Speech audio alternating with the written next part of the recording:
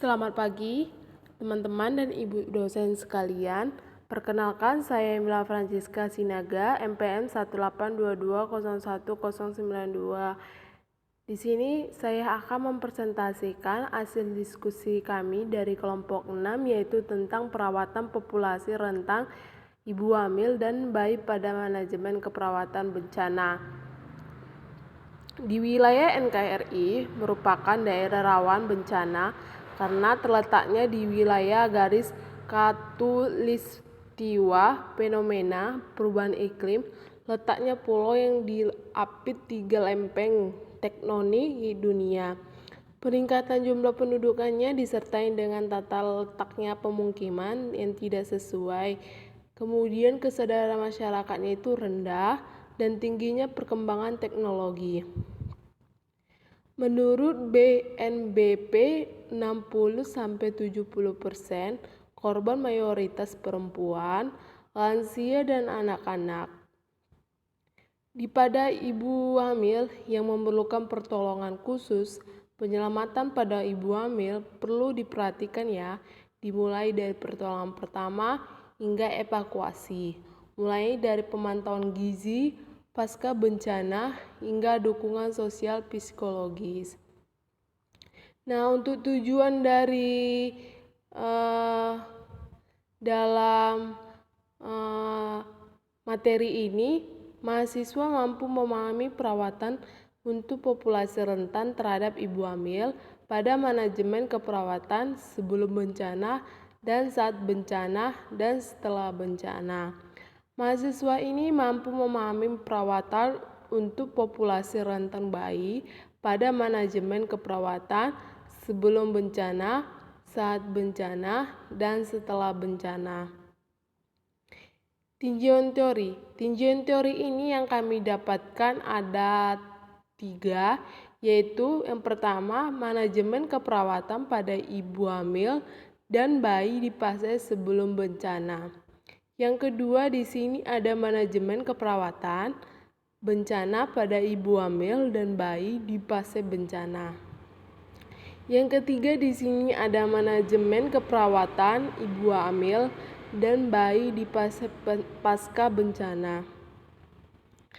Penjelasan dari manajemen keperawatan pada ibu hamil dan bayi di fase sebelum bencana.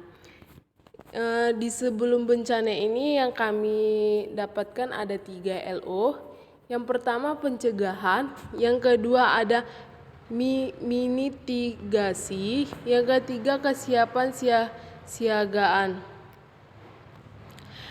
Manajemen keperawatan sebelum terjadi bencana sebagai berikut. Yang pertama, perawat mengikuti kegiatan pendidikan dan pelatihan untuk menghadapi bencana dan mendalami fase-fase dalam bencana.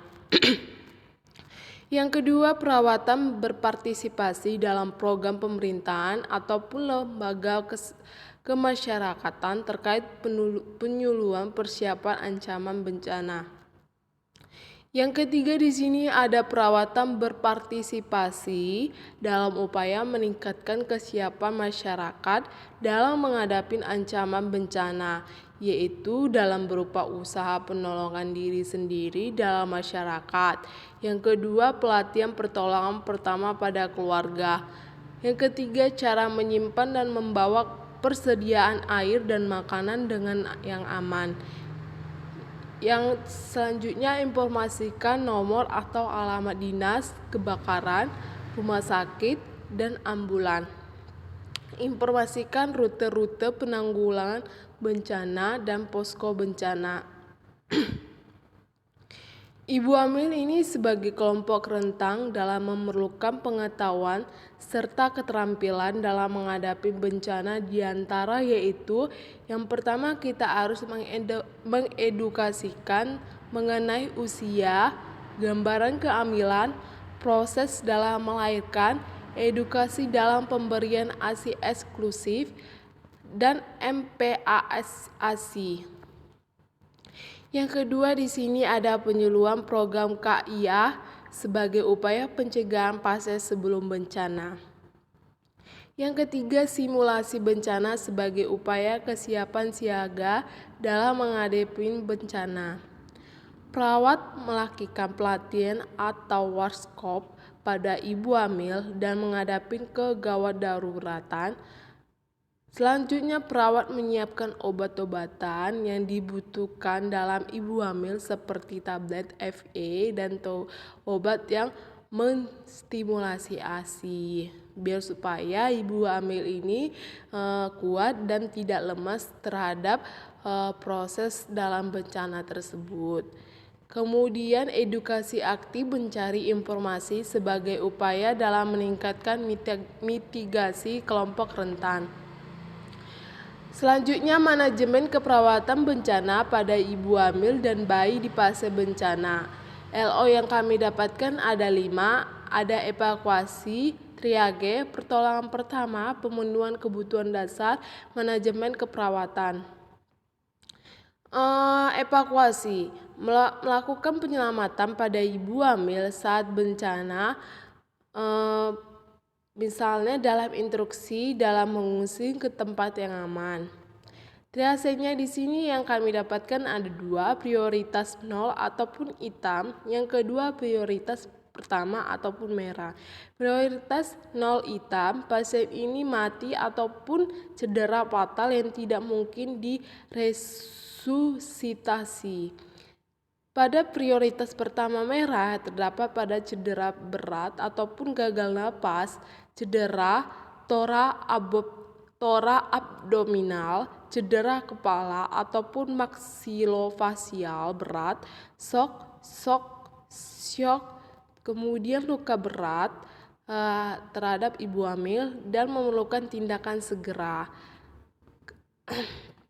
Kemudian terdapat prioritas kedua kuning, yaitu tentang memerlukan bantuan cedera sedang. Kemudian ada di sini prioritas ketiga hijau, cedera minor yang tidak membutuhkan stabilisasi segera, bantuan sederhana, penilaian ulang berkala. Terhadap pertolongan pertama ini, perawat harus memerlukan ataupun memberikan pertolongan pertama pada ibu hamil dengan memberikan obat-obatan ataupun luka ringan, kemudian membalut bidet jika ibu ini mengalami patah tulang, dan resusitasi cairan jika ibu hamil ini mengalami perdarahan pasif. Kemudian ini apa sih yang harus dibutuhkan terhadap ibu hamil dalam memenuhi kebutuhan dasarnya? Di sini kita bisa menyediakan dalam penyiapan stok makanan, air bersih, air minuman, maupun terhadap dari pakaian ataupun keperluan pribadi dan alat kebersihan diri masing-masing terhadap ibu hamil tersebut. Kemudian di sini ada manajemen keperawatan dalam pengkajian fisik. Nah, di sini kita bisa melihat ataupun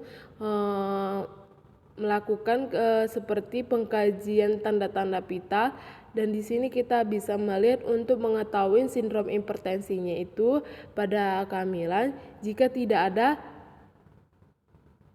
maka perawat akan mengkaji dengan preskripsi prabahan ataupun melihat gejala seperti sakit kepala ataupun nadinya meningkat. Yang kedua di sini anemia. Seperti anemia itu kita bisa melihat terhadap pasien tersebut adanya pembuluhan darah kapiler, konjungtiva, dan warna kuku pada anemia tersebut. Jika pasien ini mengalami anemia, maka kita akan mengedukasikan kepada pasien untuk memenuhi kebutuhan pasien tersebut seperti memakan sayur-sayuran, kemudian memakan buah-buahan agar pasien ini tidak mengalami anemia tersebut. Yang terakhir di sini ada pengkajian janin dalam kandungan. Di sini kita bisa melihat ya kondisi kesehatan pada janin dikasih dengan mengukurkan gerakan dan denyut jantung menggunakan lase ataupun kertas silinder ataupun menggunakan alat DJJ. Dalam pelaksanaan kegawat daruratan obstetrik dan saat bencana, yaitu di sini adanya proses evakuasi, yang kemudian infeksi, yang ketiga janinnya kurang oksigen. Yang pertama, masalah yang sering muncul pada kondisi ini adalah pendarahan karena adanya solusio plasenta. Kehilangan setengah volume darah dapat menyebabkan shock ataupun terhadap penanganan yang akan diberikan pada pasien tersebut. Infeksi ini terhadap pada ibu hamil rentan mengalami infeksi karena penurunan imun dan rentan tertular penyakit ketika dalam bencana tersebut. Seperti penyakit apakah itu? Nah, di sini kita bisa melihat untuk infeksi penyakit menular seperti penyakit pandemi COVID-19, kemudian penerapan protokol kesehatan terhadap konsumsi untuk makanan gizi, olahraga dan teratur, dan istirahat yang cukup pada ibu hamil agar ibu hamil ini tidak merasa kecapean ataupun tidak merasa lelah ataupun tidak mengalami infeksi virus COVID-19 ataupun virus penyakit lain-lainnya. Kemudian janinnya kurang oksigen. Dalam kondisi bencana ini, tubuh ibu sering secara fisik dan berfungsi untuk membantu penyelamatan nyawa sendiri daripada nyawa janin yang mengurangi volume perdarahan pada uterus. Lanjut ya teman-teman, untuk manajemen keperawatan pada ibu hamil dan bayi di fase pasca bencana. Ibu hamil ini terhadap pasca trauma dalam kategori triase merah yang membutuhkan pertolongan dan penanganan segera yang tepat.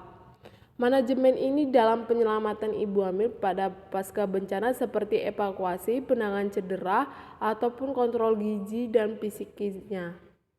Manajemen keperawatan yang dilakukan pada pasien setelah bencana dalam membantu ibu menjalani tugasnya yaitu di sini kita bisa melihat pemberian ASI pada bayi dalam usia 0 sampai 6 bulan ataupun sampai dengan 2 tahun.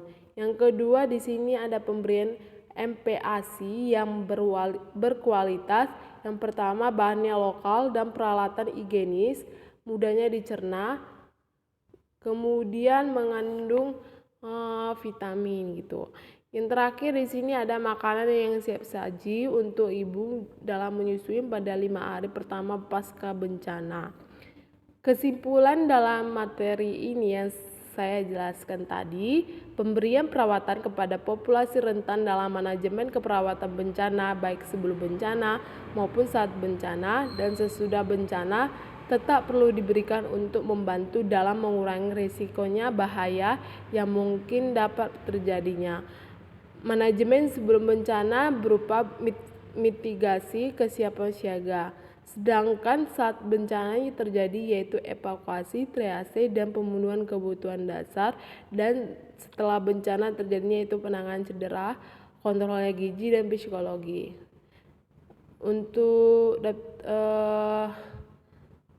Untuk teman-teman, apakah ada yang ditanyakan? Jika ada yang kurang paham atau kurang dimengerti dalam penjelasan ini, saya minta maaf. Saya persilakan.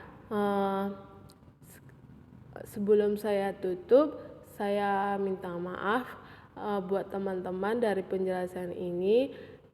Sekian dan terima kasih. Selamat pagi.